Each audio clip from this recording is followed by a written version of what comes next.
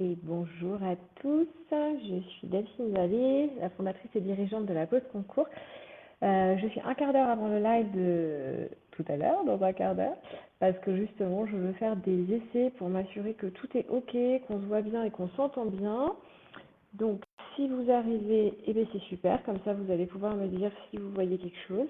Et surtout si vous m'entendez bien, parce que j'ai eu des petits soucis de son sur les derniers lives. Donc moi, je suis censée être connectée par ailleurs pour voir. Et ouais, je reviens pour vérifier si on entend quelque chose ici. Alors, est-ce que ça marche là? Alors, attends, que je sache. Ouais, j'ai l'impression qu'on m'entend. 1, 2.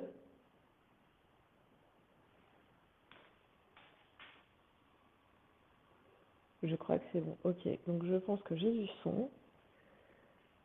Je pense que tout va bien. J'espère que tout va bien. Je ne bouge plus. Je ne bouge plus, comme ça je suis sûre de ne pas vous perdre. Hop là, je préfère commencer en avance. Alors, bonjour à ceux qui sont déjà là. J'ai l'impression qu'on a déjà des spectateurs. Donc, c'est Delphine Vallée, la fondatrice, bonjour, et dirigeante de la pause concours. Est-ce que vous m'entendez bien, Ali, qui est arrivé le premier? Je suis très en avance parce que les autres lives étaient très compliqués. Bonjour, bonjour à tous. Bonjour, recoucou Vincent. Est-ce que vous m'entendez bien? Est-ce que vous pouvez me dire 5 sur 5? Merci. Alors voilà, ça c'est super. Alors hop, pardon, j'enlève tous mes téléphones, mes alarmes et les doubles connexions parce que j'ai été très frustrée la dernière fois d'avoir eu ces problèmes de son. Et puis ensuite, on a été coupé. Pour ceux qui étaient déjà là, je tiens à vous dire, c'est parce que j'avais lancé une programmation automatique pour le live. Et donc à 13h, pouf, il coupe. Sauf que il m'a pas prévenu en plus qu'il coupait. Donc moi, j'ai continué à vous parler. Je trouvais un peu bizarre de ne pas avoir de questions. Mais voilà. Donc bref, je voulais pas que ça se repasse aujourd'hui. Ok. Donc j'ouvre quand même toutes mes petites notes par là en attendant. Je vous laisse aussi vous installer tranquillement. N'hésitez pas aussi, puisque vous êtes là et qu'on a un peu de temps, si vous avez déjà des questions ou des points précis que vous souhaiteriez voir abordés concernant votre présentation orale de 5 minutes, bah, allez-y dans les commentaires, comme ça j'en prends note et puis j'adapterai mon petit topo pour déjà essayer d'y répondre en anticipant. Ok ? Alors, j'ouvre aussi parce que je trouve que c'est très intéressant, je vous en reparlerai. Vous savez, il y a le référentiel des attentes du jury, notamment pour ceux qui passent le concours des IRA. Et finalement, un référentiel des attentes des jurys, qu'est-ce que c'est? C'est un petit peu la grille d'évaluation, c'est-à-dire les points qu'ils vont venir regarder, valider, etc. Il faut dire que globalement, cette grille pour le concours d'attaché, elle est partagée dans la plupart des concours. Pour avoir vu des grilles SA, secrétaire administratif ou des grilles sur le principalat, ce sont les mêmes items qui sont suivis. Alors, je vais décaler un petit peu plus mon ordinateur pour moins tourner la tête et mieux vous voir. Hop là, voilà. Youps. Je vais essayer de ne pas tout faire tomber. Et donc, ce qui est intéressant, je fais un petit aparté avant de commencer, mais vous voyez, quand on a quelque chose à faire, que ce soit une présentation, un oral ou ce que vous voulez, déjà, c'est quand même indispensable d'être très au clair sur la cible à atteindre. Qu'est-ce qu'on me demande? Donc, la cible à atteindre, en fait, elle va passer par deux éléments pour venir la préciser. Le premier élément, c'est vraiment les éléments de cadrage. Donc ici, par exemple, pour vos concours ou vos examens professionnels, le plus souvent, c'est dans un décret ou dans un arrêté qu'on vient vous préciser le déroulé de l'épreuve. Donc souvent, vu que là, on est sur un live pour une présentation orale en 5 minutes, on va être sur un oral de 30 minutes et les textes vous disent qu'il va commencer par une présentation du candidat au maximum de 5 minutes. Parfois, selon les concours, les exapros, dans les éléments de cadrage, on vous donne aussi des petites indications. C'est-à-dire qu'on va vous dire, va commencer par une présentation du parcours du candidat, du parcours professionnel du candidat pendant 5 minutes. D'autres vont vous dire une présentation orale qui va permettre au candidat de se présenter et d'exposer ses motivations. Bah, vous voyez, je ne sais pas si ça vous avait sauté aux yeux ou pas, mais c'est pas pareil. Donc ça veut dire qu'il y a un concours dans lequel vraiment les jurys attendent une présentation orale marquée sur le parcours professionnel. Et puis, dans un autre concours, un autre examen professionnel, ils vont attendre une présentation orale qui va finalement plutôt venir présenter le candidat, d'où il vient, ce qu'il a fait, enfin, on en reparlera tout à l'heure, je ne vais pas commencer à aborder tous les sujets maintenant, et viendra aussi faire le point sur ses motivations. Donc ça, ce sont vraiment des indications précieuses qui sont données dans les éléments de cadrage. Et puis le deuxième élément qui vient corroborer ça, enfin un des deuxièmes, parce qu'il y en a aussi un troisième, c'est la cible à atteindre. La cible à atteindre, c'est ce que j'appelle parfois le portrait robot du candidat idéal, c'est-à-dire qui les jurys de concours vont-ils venir sélectionner. Et ça, comment vous pouvez savoir qui les jurys de concours vont-ils venir sélectionner? Grâce à deux documents, le référentiel ou les grilles d'évaluation lorsque vous les connaissez, et puis les rapports du jury.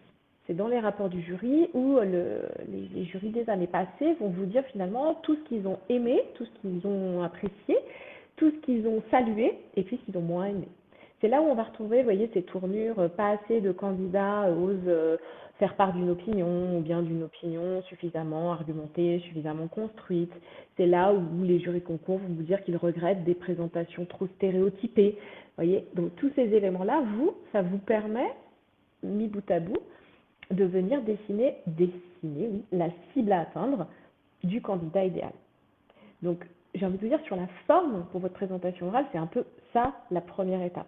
Première étape, c'est OK, quel est le cadrage? Est-ce que j'ai des indications particulières sur ce qu'on me demande ou pas? Ensuite, quelles sont les attentes? Okay. Alors, comme on est toujours très en avance, je commence sur les attentes de ce référentiel. Si vous ne l'avez pas, je trouve ça assez intéressant. Vous voyez, ici, sur le concours d'accès au DIRA, ils vont nous dire dans les éléments évalués qu'ils veulent avoir une idée claire du projet professionnel, court, à moyen terme, les univers administratifs, les postes envisagés et quelles projections vous faites dans le corps. Ça veut dire quoi? Ça veut dire que si vous n'en avez pas parlé dans votre AEP, il va falloir en parler dans votre présentation orale. Ça, c'est indispensable. Merci beaucoup Adi pour votre commentaire, je le dis en même temps, alors parfois je coupe un peu sur ces petites vidéos sur la chaîne YouTube. Je suis ravie qu'elle vous ait aidé, j'espère vraiment que ce live va vous aider aussi. C'est pour ça que vraiment vous, comme tous les autres, n'hésitez pas à me faire part de vos questions en amont, en mode privé quand on est moins à l'aise ou dans les commentaires. Mais vous voyez, l'idée pour moi, dans ce live, dans les vidéos de la chaîne YouTube, dans la formation que je propose en e-learning, c'est vraiment en fait de vous apporter des réponses concrètes et précises sur les manières de faire. Alors, bien sûr que j'ai l'idée des attentes, déjà parce que moi j'ai été candidate, j'ai passé plein de concours et puis d'examens professionnels, et donc je vois bien ce qui m'aurait aidé à ce moment-là. Aussi parce que j'ai été jury de concours pour plusieurs types de concours, donc je vois bien en général ce qui pêche pour les candidats ou ce qui fait défaut. Et puis enfin, parce que maintenant, ça fait 5 ans que j'accompagne des candidats au concours, aux examens professionnels, donc de fait, j'ai quand même un peu de matière, quoi. Et puis globalement, vous savez, quand quelqu'un se pose une question, en général, il n'est pas la seule à se la poser, donc il y en a plein d'autres qui se la posent. Mais néanmoins, une fois qu'on a dit tout ça, moi, j'ai vraiment envie de rester à votre écoute à vous, quoi. Et je me dis parfois, on ne me félicite pas beaucoup, pour être honnête, et peut-être beaucoup plus clair, en disant, j'aimerais bien que vous fassiez une vidéo YouTube là-dessus, ou je me demande comment faire telle chose, et voilà, et peut-être que j'y pense pas, peut-être que c'est un point que j'ai entendu, mais qui m'a peut-être pas marqué, donc je vais pas traiter, et c'est, enfin, je sais pas si c'est un peu dommage ou pas, mais profitez-en, en tout cas. Oula, attendez. J'ai failli vouloir accepter quelqu'un dans le groupe privé de Dira et ça a failli couper ce live. Donc ça m'a fait assez peur. Donc n'hésitez pas, sentez-vous libre, posez-vous des questions. Vraiment, dites-vous que toutes les questions que vous avez là pour votre présentation orale, la plupart des autres candidats les ont, hein, très clairement. Très clairement, on se pose un peu tous les mêmes questions. Alors en tout cas, si je reviens donc sur ma grille d'évaluation, vous voyez qu'il y a quand même dans les quatre points qui sont évalués, le premier point, il est dédié au projet professionnel. C'est quand même vraiment le sujet, le nerf de la guerre de tous les concours et examens professionnels. Si je vous le disais autrement, parce que le deuxième point c'est motivation, donc c'est finalement motif du choix du corps, enfin pourquoi vous avez choisi ce concours, pourquoi vous avez choisi ce corps, qu'est-ce que vous en attendez, comment vous imaginez le faire et qu'est-ce qui vous plaît. En gros dans le fonctionnement aussi du corps, si je résume. Donc, ça veut dire que dans les éléments évalués pour le concours des IRA, mais encore une fois, cette grille d'évaluation, elle est vraiment caractéristique des grilles d'évaluation de la plupart des concours ou des examens professionnels, c'est de répondre à la question que le jury, ça je vous promets, va se poser tout du long quand il a un candidat, une candidate face à lui. Que fait cette personne-là devant moi? Qu'est-ce qu'elle a compris des attentes, des besoins, des fonctions, des missions du corps ou du cadre d'emploi qu'elle souhaite intégrer? Donc demain, madame, monsieur me dit qu'elle veut être attachée d'administration. Ok, déjà, qu'est-ce qu'elle sait des fonctions d'un attaché? Qu'est-ce qu'elle sait de ses lieux d'exercice? Qu'est-ce qu'elle sait de ses structures d'affectation? Demain, madame, monsieur, elle veut intégrer le corps des SACN. Qu'est-ce qu'elle sait des fonctions qui sont dévolues à un SA? Et c'est pareil, le champ est très large. Donc, il va venir faire cette vérification. Ok, vous candidatez, c'est ça, hein, vous candidatez pour intégrer un corps ou un cadre d'emploi. Premièrement, qu'est-ce que vous avez compris du job attendu? Deuxièmement, pourquoi est-ce que vous pensez que ce job est fait pour vous, que ce job vous va, ou en tout cas, quelles sont vos motivations pour le faire? Et ça aide parfois, vous voyez, d'utiliser un peu ce langage secteur privé ou des questions un peu plus simples pour répondre à ces attendus du jury, qui, encore une fois, sont vraiment tous les éléments de base. Qui j'ai en face de moi, on y reviendra là quand on abordera vraiment le fond et les éléments de la présentation orale. Qu'est-ce que cette personne sait faire? Qu'est-ce qu'elle a compris des attentes, des besoins du corps, du cadre d'emploi qu'elle souhaite intégrer? Pourquoi est-ce que ça fait sens? Ça peut peut-être en surprendre certains en disant mais c'est un peu bizarre. C'est pas si bizarre parce que regardez, quand on postule à une offre d'emploi, il y a forcément un moment où l'employeur ou vous va vous dire bon, vous avez bien vu sur ce poste, nous on attend quelqu'un qui est capable de faire ci, ça, qui est autonome, qui peut-être va encadrer une équipe ou pas. Enfin, on va vous parler du poste. Et vous allez aussi en parler. Vous allez dire à votre recruteur, et donc ici à votre jury recruteur, ben moi ce qui m'intéresse sur ce poste, sur ces types de postes, c'est ça, c'est ce type de mission que j'aurai à faire, c'est le volet rédactionnel, le volet juridique, le volet budgétaire, etc. Vous voyez, vous allez forcément parler du contenu. Et c'est un peu dommage de dire que parce qu'on passe un concours, parce qu'on intègre un corps avec plein de métiers possibles, on n'en parle plus du tout. On n'en parle plus du tout. Et sachez que de toute façon, si vous n'en parlez pas, le jury en parlera pour vous. Il vous posera la question, c'est obligatoire. Le jury, il a besoin de vérifier que bah, vous n'êtes pas là par hasard. C'est pas, ah bah tiens, j'ai vu de la lumière, j'ai poussé la porte. Un peu plus pratique ou pratique, ça donne, ah bah tiens, j'étais dans une démarche de concours, celui-là, il allait pas mal dans le séquençage de ma préparation, je me suis inscrite aux écrits en me disant, ben on verra bien, et puis voilà, je suis à l'oral, et je m'entraîne, parce que j'ai autre chose en tête. Il y a des candidats comme ça, et ça se comprend, c'est normal. Il y a aussi des candidats qui sont là un peu par hasard, hein. Leurs collègues, leurs supérieurs, leurs amis leur ont dit allez vas-y passe le concours, ça vaut le coup, c'est intéressant, ils ne savent pas trop ce qu'on fait. Et puis ça marche aux écrits, tant mieux pour eux, ils se retrouvent à l'oral, et là en fait à l'oral on s'aperçoit qu'ils n'ont aucune idée, hein, je plaisante pas pour certains candidats, aucune idée de ce qui va leur être demandé. Et c'est dommage parce qu'alors là c'est rédhibitoire, ils n'auront jamais une note suffisante pour être pris, alors que s'ils avaient bossé un tout petit peu ce truc-là en se disant oh bah tiens finalement un SA, moi je ne savais pas trop ce qu'ils faisaient, mais oh bah c'est intéressant, ou bien pour les concours directs attachés à l'Éducnat ou au ministère de l'Intérieur, tiens je connaissais pas trop, c'est pas forcément mon ministère, mais je vois ce que fait un attaché à l'Éducation nationale ou encore une fois au ministère de l'Intérieur, ou un attaché de l'OFPRA, tiens, et c'est intéressant. Et donc je suis capable d'en parler, et là je me donne une chance de réussir. Okay, donc ce volet-là, c'est pas le cœur du sujet, mais vraiment un élément très important pour vous. Okay, et donc tous ceux qui ont rendu des FIR ou des RAEB qui n'est pas très clair sur le volet projet professionnel, sur le volet motivation, je vous encourage vivement à en parler dans votre présentation orale, un petit peu ou beaucoup selon comment vous le sentez, et surtout à préparer vos réponses pour l'oral, parce que ça, il faut être extrêmement convaincant là-dessus. Je me donne encore 2-3 minutes pour accueillir tout le monde. Pour le coup, on va essayer de commencer à l'heure, mais je ne veux pas commencer en avance pour les gens qui, eux, seraient pile à l'heure. Donc, on va patienter encore un petit peu. Surtout si à un moment, Fabrice, vous m'entendez plus ou quelque chose, n'hésitez pas à vous manifester, poser des questions aussi. Alors, je vais peut-être juste faire une petite phase qui, normalement, je ne fais pas là, mais de présentation un petit peu de mon parcours, comme je vous ai, parce que je n'ai pas forcément l'occasion de le faire trop. Donc, moi, je m'appelle Delphine Vallée et je viens, comme la plupart d'entre vous, hein, de la fonction publique d'État. C'est-à-dire que, en réalité, j'ai commencé ma carrière, moi, au ministère de la Santé, d'abord en tant qu'agent contractuel, donc sur un poste de chargé de mission, quoi. Et puis, j'ai décidé de passer des concours. Vous voyez, je dis j'ai décidé parce que la vérité, c'est que j'ai mis un peu de temps à me décider à les passer, comme tous ceux, là, je pense qu'il y en a d'autres dans ma situation. Donc, je ne les ai pas passés tout de suite. En tout cas, je ne les ai pas passés après mes études. Et puis, après, j'hésitais. Je me disais, oh, contractuel, c'est quand même pas mal. Et finalement, je suis partie très rapidement dans le secteur privé. Alors, on fera très vite pour les 10 minutes à la fin. Ok, ok, je te pique. Et ça m'a pas plu du tout. Et donc, je suis revenue dans le secteur public. Et je vous dis ça pas pour que vous racontez ma vie, mais pour vous dire que, par exemple, cet élément-là j'ai quitté le secteur public où j'étais en tant que contractuelle, j'ai intégré un cabinet de conseil, pour rien vous cacher.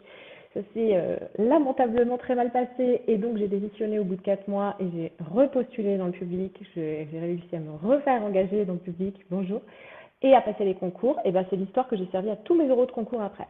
Pour avoir le concours interne des IRA et ensuite le principal A, ben, je leur ai raconté ça. Et je trouvais que c'était intéressant de leur raconter ça parce que pour moi, c'était vraiment un élément marquant de ma motivation, si vous voulez, pour intégrer, rejoindre, ensuite poursuivre et évoluer au sein de la fonction publique et en particulier au sein du corps des attachés d'administration. C'était leur dire, vous savez, j'ai essayé le secteur privé et bah, j'ai pas aimé, ou en tout cas ça s'est pas passé très bien, mais l'idée c'était pas de rester focalisé sur le négatif, c'était plutôt de dire ça a été pour moi une prise de conscience vers ce que je voulais faire, vers le secteur d'emploi dans lequel je voulais évoluer, vers la fonction publique, vers ce type de mission, pour ci, pour ça. Vous voyez.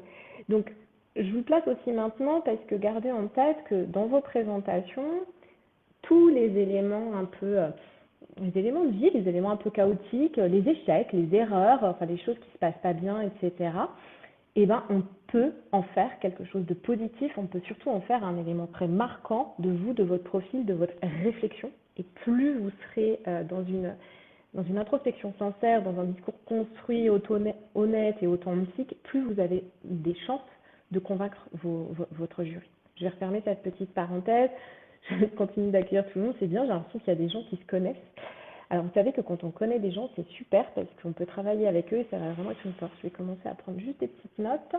Alors, une nouvelle question ici. Question du jury sur qualité et défaut du candidat. Les passions, faut-il toujours les rattacher à un projet professionnel? Ok, pouvez-vous nous donner des éléments de ce poste sur la présentation orale? D'accord. Alors, Vincent, si jamais j'ai pas le temps d'aborder cette question des qualités défauts, qui est une vraie question, bonjour à tous, et ben, vous voyez, je vous ferai une petite vidéo YouTube. Il faut que j'essaye de faire juste avant les euros. Vous l'aurez forcément avant les euros pour y répondre parce que oui, les jurys de concours demandent les qualités et les défauts parfois.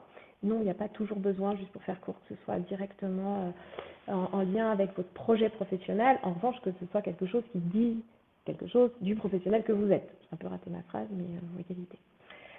Ok, maintenant on va commencer et puis que je vous plaise plus dans le privé que dans le public. Alors moi, c'était plus dans le public que dans le privé que ça m'avait plus plu. On y reviendra, ça va être un bon exemple sur présentation orale, qu'est-ce qu'on met dedans. Ok. Le sujet du jour, ça va être celui-ci.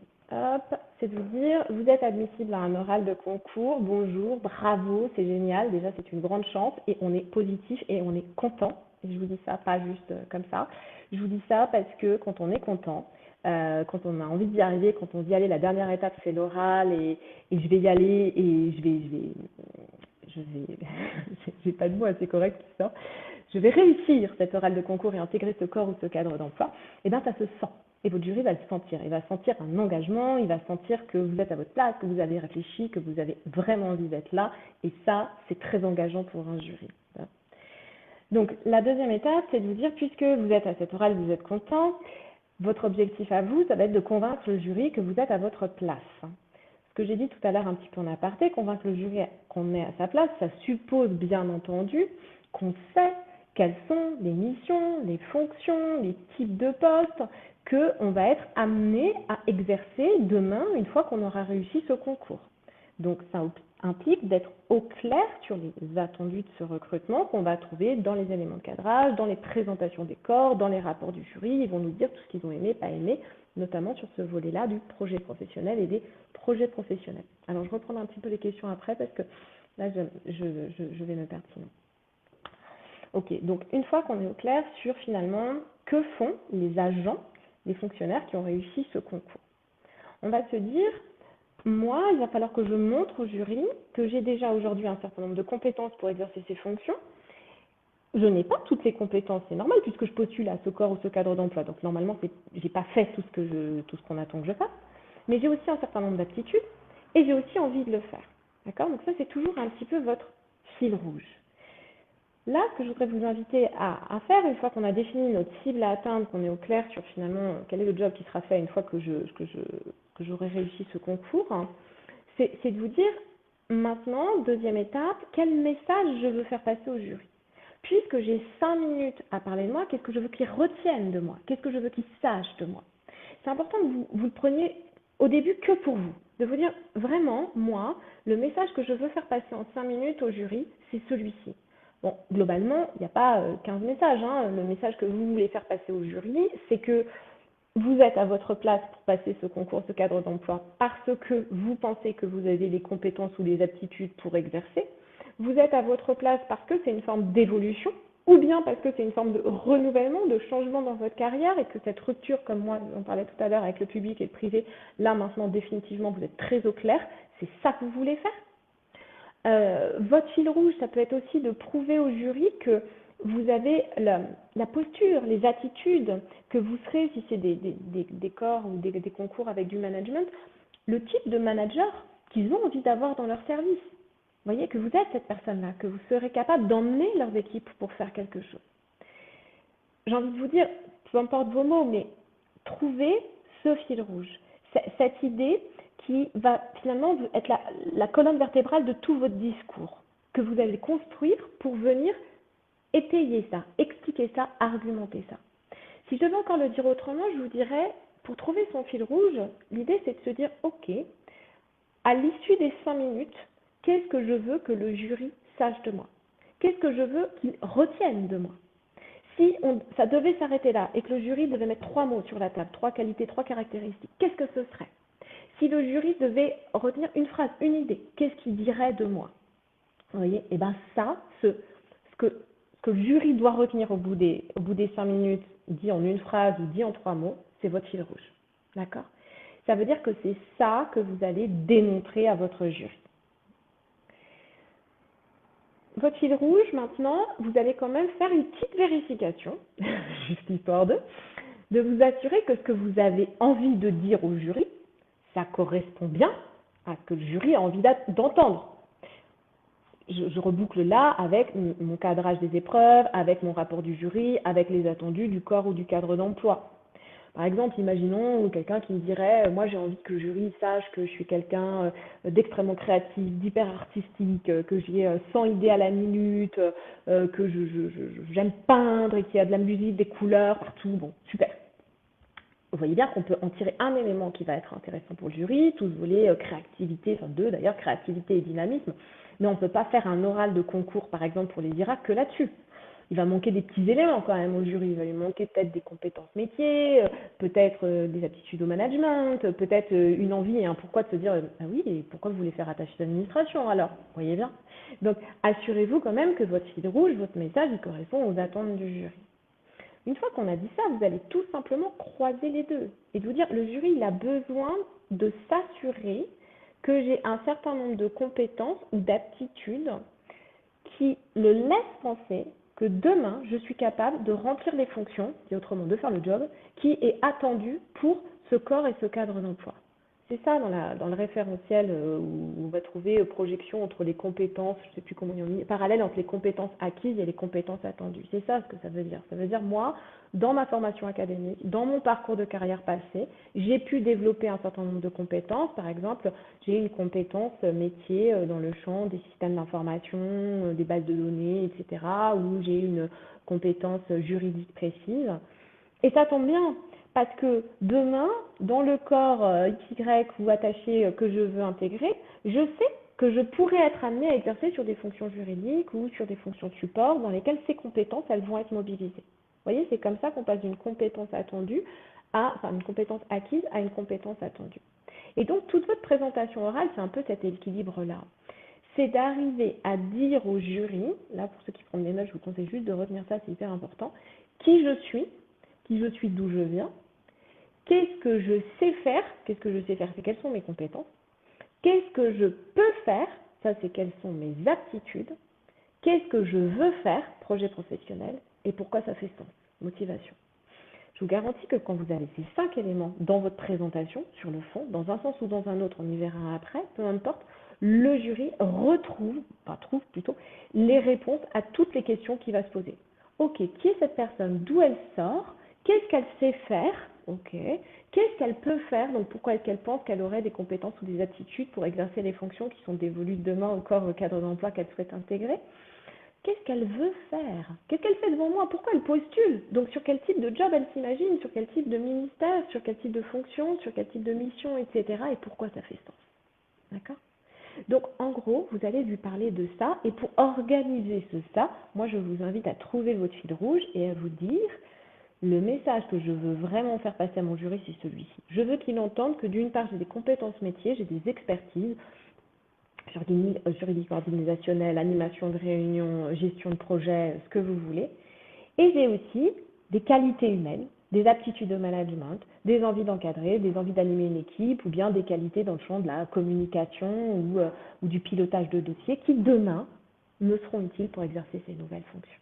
Vous voyez, le fil rouge va juste vous permettre de prioriser et d'organiser vos idées.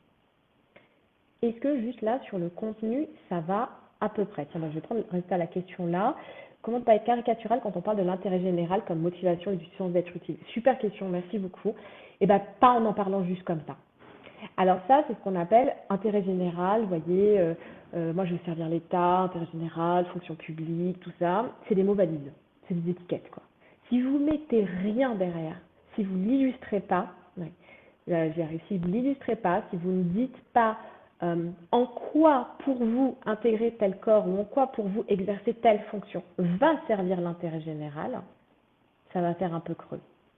J'ai des candidats parfois qui me disent qu'ils ont vraiment envie de s'engager, de servir l'État, de travailler pour l'intérêt général, etc. Et eux, dans leur bagage, ils ont déjà travaillé dans plein d'associations en faveur de l'égalité des chances, de l'appui scolaire, de l'aide aux devoirs, etc. Ou des engagements encore plus clairs, j'ai envie de vous dire, dans des champs d'intérêt général. Donc c'est assez facile pour eux de le mettre en avant. Quand ils disent moi j'ai envie de continuer à servir l'État et de m'engager pour l'intérêt général, on voit bien au regard de leurs expériences passées. Donc eux c'est simple parce que c'est illustré. Si vous n'avez pas ces expériences passées, il va falloir les projeter. Il va falloir dire ce que vous mettez derrière l'intérêt général. Par exemple, on pourrait dire, maintenant plus loin sur un projet professionnel, de quelqu'un qui nous dit moi j'ai envie plutôt de travailler au niveau des services déconcentrés, des administrations territoriales de l'État, parce qu'on est en contact direct avec les usagers, avec le public. Et moi je crois profondément qu'un des rôles, le levier de l'État, c'est justement d'être disponible sur les territoires, en maillage territoire, tout ça, pour répondre aux besoins des citoyens. Vous voyez, vous expliquez ce que vous mettez derrière, donc c'est pas caricatural et votre discours il est solide.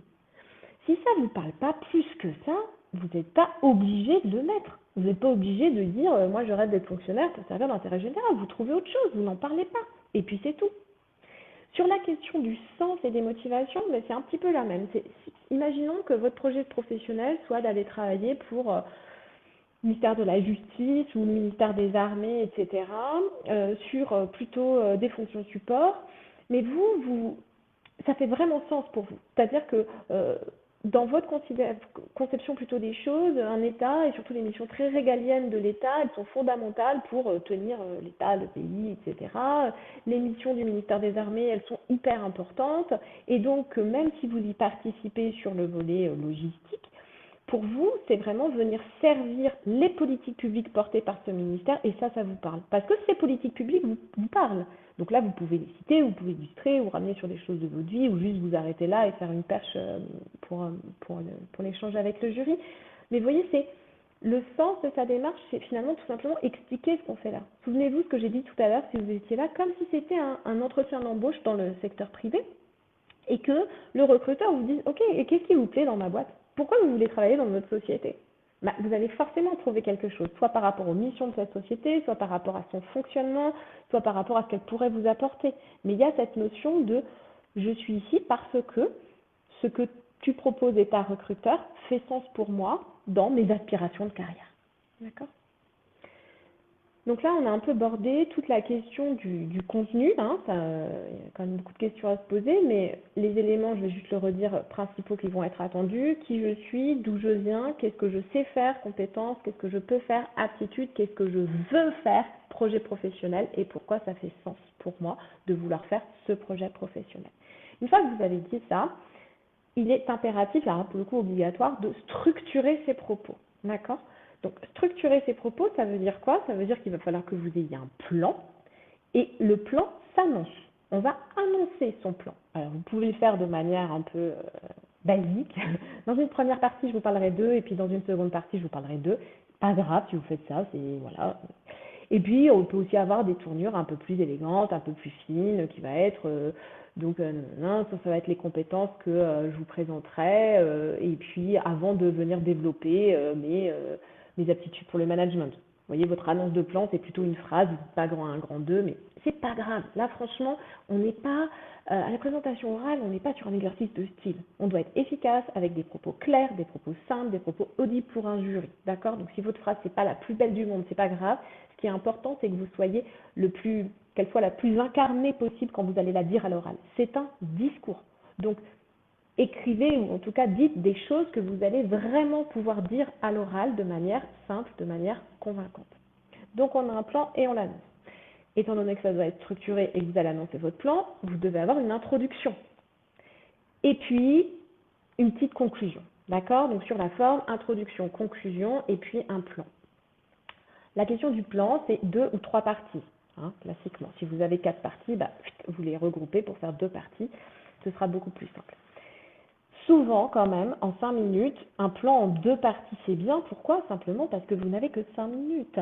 Donc, un plan en 3 parties dans 5 minutes, vous allez voir, on va faire un petit coup de chrono, ça va très très vite. C'est pas interdit, hein. Il y a des gens qui font des plans en 3 parties et dans ces cas-là, en général, ils n'ont quasiment pas de conclusion. En fait, leur dernière partie, c'est un peu une partie conclusive. C'est possible aussi. De toute façon, peu importe. Ce que je veux vous dire à ce moment-là, pour penser votre 2 ou 3 parties, c'est un petit repère temps. 5 minutes, vous devez faire une introduction. Classiquement, une introduction, elle va faire entre 30 à 45 secondes, plutôt vers les 30 secondes. 3.4 obligatoires dans l'introduction.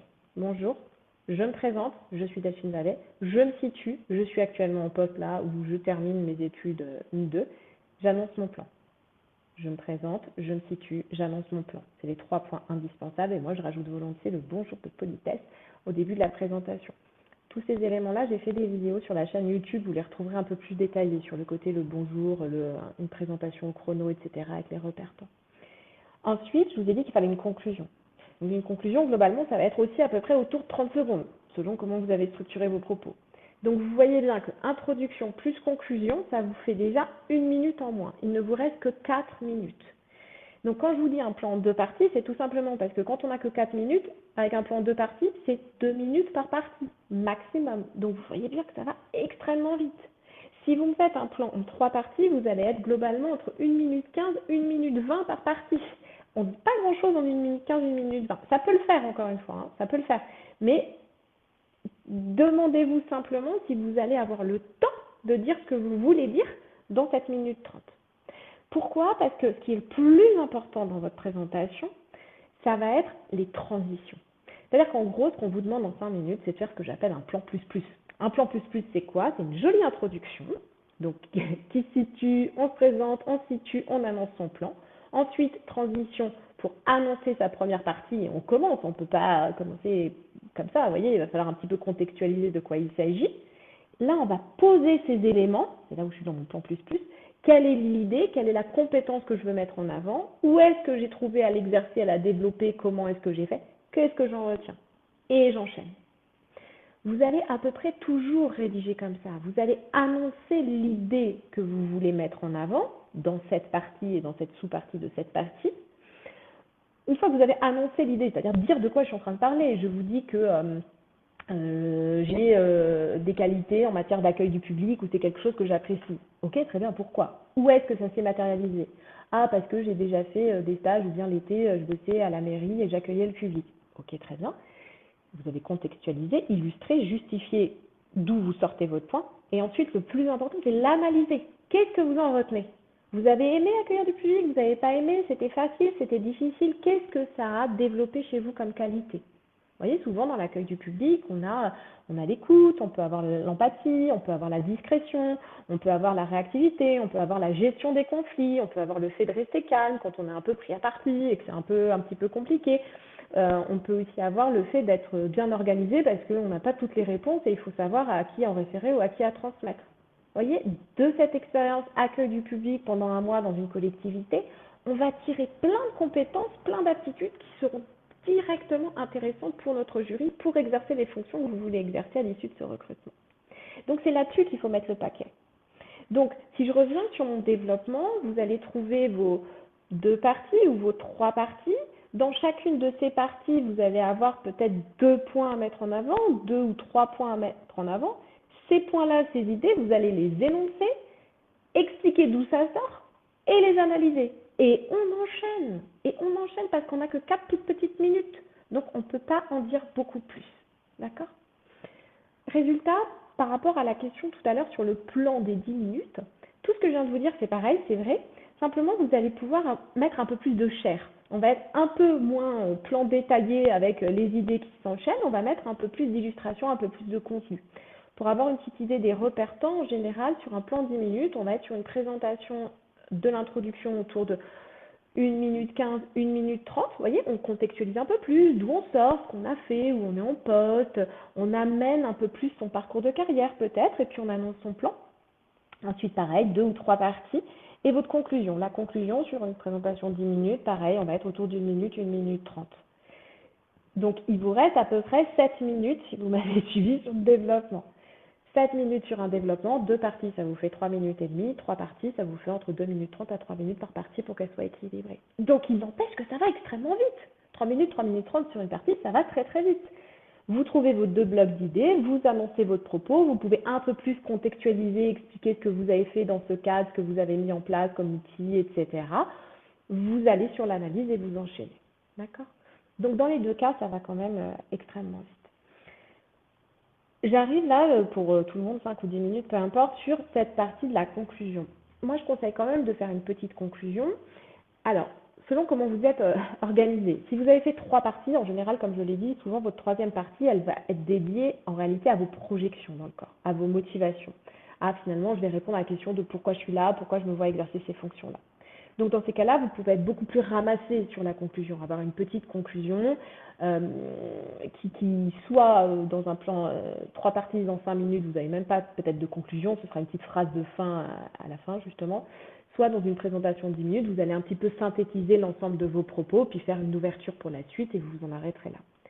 Mais souvent, pour ceux qui font des plans en 2 parties, ce qui est quand même la majorité des cas dans les présentations de 5 minutes, ce que je vous encourage à faire dans la conclusion de votre présentation orale, résultat, c'est de faire un petit peu de bilan, en gros, fort de tout ça, ou voilà, au regard des éléments que je vous ai présentés. Et là, vous allez rappeler ce que vous faites là, votre motivation et vos projections professionnelles. Normalement, en tout cas pour tous les candidats au concours des IRA, vous avez renvoyé un dossier écrit dans lequel la dernière partie, c'était projet professionnel, présentez vos motivations pour intégrer ou poursuivre la fonction publique. Donc, les questions motivation, projet professionnel, vous les avez traitées à l'écrit, dans le dossier écrit. Donc, vous n'en reparlez plus dans le développement à l'oral normalement, puisque vous en avez déjà parlé. Mais simplement, vous allez le replacer en conclusion, parce qu'encore une fois, c'est ce qui intéresse le plus le jury. Ok, qu'est-ce que tu fais devant moi? Et demain, si tu réussis, tu t'imagines sur quel type de poste, de mission, de fonction, de ministère et pourquoi ça fait sens pour toi? Pourquoi tu as envie d'être là? Donc, c'est toujours intéressant dans la conclusion de venir rappeler ça. Et alors, si jamais, c'est possible, certains n'avaient pas assisté au live d'avant, Je plaisante. Et en tout cas, n'ont pas traité dans leur dossier RAEB de leur projet professionnel ou de leur motivation. C'est-à-dire qu'ils ont plutôt déjà répondu sur leurs compétences, les acquis de l'expérience, etc. et qu'ils n'ont pas vraiment parlé de leur projection professionnelle. C'est pas grave, mais là, il faut rattraper le coup à l'oral. Okay. Donc, à l'oral, soit vous allez faire une dernière partie dédiée à tout ça, qui va venir dire bah, finalement, jury, je suis ici devant toi parce que je souhaite intégrer tel corps, parce que ça me permettra d'exercer des fonctions à tel niveau de responsabilité, ou bien de travailler de tel type de manière, ou bien d'exercer ce type de mission, de fonction, et moi ça me parle, et concrètement, si je suis reçue, bah, je m'imagine bien faire ci, faire ça. D'accord ? Si toute une partie c'est vraiment trop, faites au moins une grosse conclusion dessus. C'est indispensable. Et puis de toute façon, vraiment, dites-vous, tous ceux qui me disent oui, mais moi je sais pas trop, en fait, je me vois bien faire tous les métiers possibles, j'ai pas d'idée très précise, ma motivation, j'ai du mal à la verbaliser. Si vous ne l'avez pas dit dans le dossier écrit, si vous ne le dites pas dans la présentation orale, vous avez 90 chances, même 99% de chances qu'on vous pose la question à l'oral. Et là, vous n'allez pas pouvoir balbutier un truc, hein, parce que si vous ne savez pas répondre quand le jury vous dit très bien et demain vous êtes reçu, vous aimeriez bien plutôt être sur quel type de fonction, quel type de mission, quel type de poste, et vous ne savez pas répondre. Le jury va se dire, mais en fait, il ne sait pas ce qu'il fait là. Donc, ça va complètement vous nuire. Donc, il faut absolument que cette question soit réfléchie et soit traitée quelque part. Okay. Alors, si vous avez des questions, c'est le moment. Je vais juste reprendre justement les autres questions pour voir si j'ai un peu fait le tour, la résultat. Normalement, je vous ai parlé du contenu, du fil rouge, des points à pas oublier, qui je suis, qu'est-ce que je sais faire, qu'est-ce que je peux faire, qu'est-ce que je veux faire. On a vu comment on structure ses propos. J'ai parlé des 10 minutes, intérêt général, ok. Alors, oui. Est-ce que je peux vous donner un exemple? Ben, non, en fait. Non, parce que si vous m'avez bien suivi, votre présentation orale, elle doit être unique. Elle doit être le produit de qui vous êtes et de ce que vous voulez mettre en avant. Ce que je peux vous dire, c'est que globalement, si vous voulez, il y a plusieurs types de plans, on déconseille le plan chronologique parce qu'on le trouve trop plat. Le plan chronologique, c'est dire j'ai commencé ma carrière en 2010 sur un poste de truc-muche et puis j'ai évolué, en 2014 j'ai muté, puis j'ai fait ça. Vous voyez, bon, ça montre pas tellement que vous avez réfléchi et pris de l'analyse. Néanmoins, il faut pas s'interdire le plan chronologique. C'est juste que si vous suivez un ordre chronologique pour vous raconter, vous devez mettre le paquet sur l'analyse, ce que j'appelle le chrono-analytique. Ça veut dire, j'ai commencé ma carrière au sein du ministère de la Santé en 2012, d'abord sur un poste de chargé de mission politique publique. Sur ce poste, j'ai été amenée à rédiger un décret, travailler là-dessus. J'ai développé des compétences en logistique, des compétences réglementaires, j'ai travaillé dans le cadre de groupes de projets, j'ai fait de l'animation de réunions, etc. Et puis ensuite, j'ai changé de poste, j'ai pris le poste chargé de mission, je sais pas, financement des urgences. Et dans le cadre de ce poste-là, j'ai travaillé là-dessus. Vous voyez, on suit l'ordre chronologique, mais on met le paquet pas sur ce qu'on a fait comme si on faisait des petites puces dans un CV, mais sur ce qu'on en retient, sur l'analyse. Et ça peut fonctionner. Sinon, l'autre type de plan, c'est des plans thématiques. Et là, c'est ce que je vous disais. On se dit finalement, moi, je vais me présenter au jury avec deux grands axes. Un premier axe, compétences métiers. J'ai une expertise juridique, je sais faire de l'animation réunion. Un deuxième axe, j'ai des aptitudes managériales et j'ai envie de continuer à encadrer pour la suite de ma carrière. Et ça marchera aussi très bien. Vous voyez, tout ça, c'est un peu des plans types. Mais le plan type, il fait sens si ça correspond à votre carrière à vous, à votre parcours à vous. Sinon, ça n'a aucun sens. D'accord? Donc, méfiez-vous des exemples de présentation. Ce qu'il vous faut, c'est un plan structuré, c'est un fil rouge, quelque chose à démontrer, et ensuite, au minimum, deux parties structurées. D'accord? Et après, cherchez, et vous, demandez-vous vraiment qu'est-ce que j'ai envie de dire à ce jury. Et les meilleures présentations sont les présentations les plus authentiques, les plus sincères, les plus crédibles, celles où on voit que c'est vraiment l'avis du candidat et que c'est vraiment lui qui a réfléchi. D'attendre que le jury nous pose la question des... Non, c'est pas stratégique d'attendre que le jury vous pose la question des motivations. Je crois qu'il faut l'aborder d'emblée, mais quand on sèche et qu'on n'y arrive pas et qu'on n'a rien à dire, c'était juste pour vous dire, de toute façon, il vous posera la question, donc travaillez-le, parce qu'il va vous demander, d'une manière détournée ou d'une manière directe, madame, monsieur, qu'est-ce que vous faites devant vous? Alors, je vais reprendre les 5 points sur le sens, effectivement. Je suis quasiment sûre, parce que là, c'est vrai que c'est hyper dense, qu'il y a des vidéos sur la chaîne YouTube de la Fausse Concours sur ces questions-là, donc vous n'hésitez pas. Alors, les 5 points, c'est qui je suis, d'où je viens, qu'est-ce que je sais faire, compétence, qu'est-ce que je peux faire, aptitude, qu'est-ce que je veux faire, projet professionnel et motivation. En fait, j'en ai mis deux, qui je suis, d'où je viens, normalement c'est la première. Donc, je suis de Sydalais, je suis actuellement en poste truc-muche. Qu'est-ce que je sais faire? C'est la question de vos compétences, des compétences métiers, des compétences techniques, des compétences managériales, des savoir-être, etc. Qu'est-ce que je peux faire? C'est la question des aptitudes. J'ai jamais encadré, mais il se trouve que j'ai en charge la formation des stagiaires. Il se trouve que je suis en charge du mentorat. Il se trouve que j'anime les cours de gym pour les petites de la ville. Donc j'ai l'habitude d'encadrer un groupe, etc. Tout ça, c'est des aptitudes qui peuvent être intéressantes pour votre jury. Qu'est-ce que je veux faire? Mon projet professionnel. Demain, je réussis. J'aimerais bien intégrer plutôt tel type de ministère ou plutôt sur tel type de fonction, faire ci, faire ça. Et pourquoi ça fait sens? Pourquoi ça me parle? Là, c'est difficile, je suis d'accord. Si, essayez de trouver un petit truc. Essayez de trouver un petit truc. Le petit truc, c'est parfois tout simplement de se dire pourquoi j'ai candidaté à tel concours, pourquoi je le passe. Alors, pour la dernière question, les coachings séances individuelles, c'est possible. Ce que je vais vous inviter à faire, parce qu'on est un peu court sur le temps, il y a toutes les indications sur la page Facebook pour me contacter et prendre rendez-vous, la pause concours, valetcoaching.com. Pour tous ceux qui ont besoin aussi de plus de focus, vous savez que je viens de lancer ma formation online. Donc c'est 5 à 6 heures de vidéos selon la formule que vous prenez, que des petites vidéos comme ça de 5 minutes, ultra concrètes, avec des exercices et des explorations pour s'entraîner et pour mettre en œuvre justement tous ces conseils-là. Et ensuite, selon les formules, vous pouvez m'envoyer les documents pour que je les revoie avec vous et qu'on échange en direct dessus, et sinon on enchaîne. Donc l'idée de cette formation, c'est que vous allez vraiment trouver un module comment je m'organise, comment je fais mon dossier écrit, qu'est-ce que je raconte dans ma présentation orale.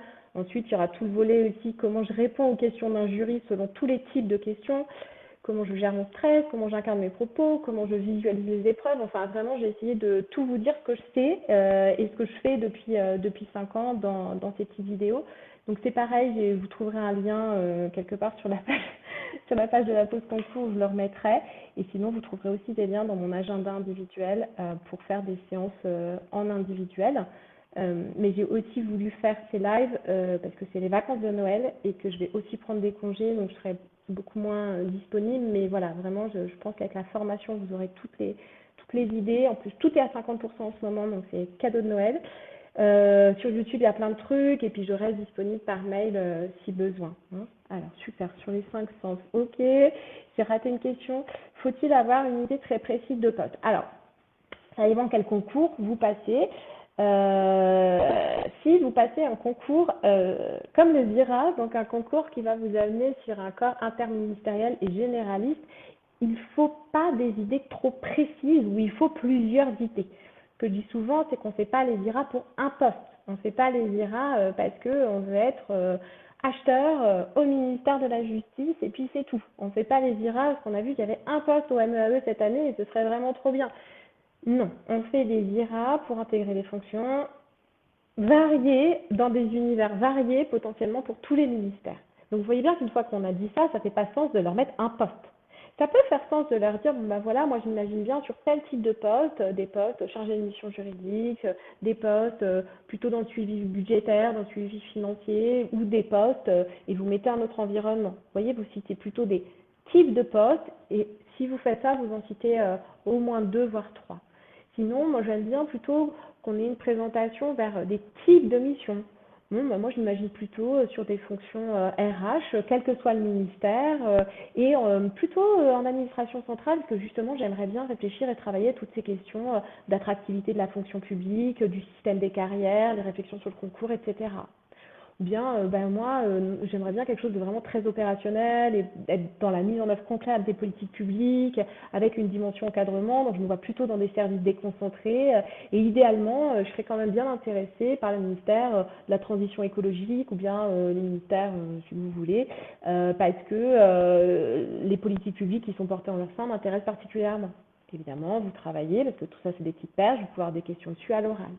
ou bien à l'inverse, vous faites les IRA parce que vous avez vraiment envie de participer au système d'éducation nationale sur des fonctions plutôt d'adjoint ou de gestionnaire et d'être dans cette dimension budgétaire et puis l'encadrement et puis la participation au système éducatif, etc. Vous voyez, ça marche aussi. C'est juste pas des postes trop précis, ou si vous avez des postes précis, bah, mettez-en plusieurs pour que, euh, pour, qu'on- pour montrer au jury que vous avez compris que vous intégrez un poste, un corps plutôt interministériel et généraliste. Je- Ça me ramène un peu au point du début, hein, c'est toujours la même chose. Montrer au jury que vous n'êtes pas là par hasard, que si vous réussissez, vous savez très bien les types de postes, les types de métiers, voire les ministères sur lesquels vous pouvez être amené à évoluer. Ça, c'est vraiment des premières choses qui peuvent venir vérifier.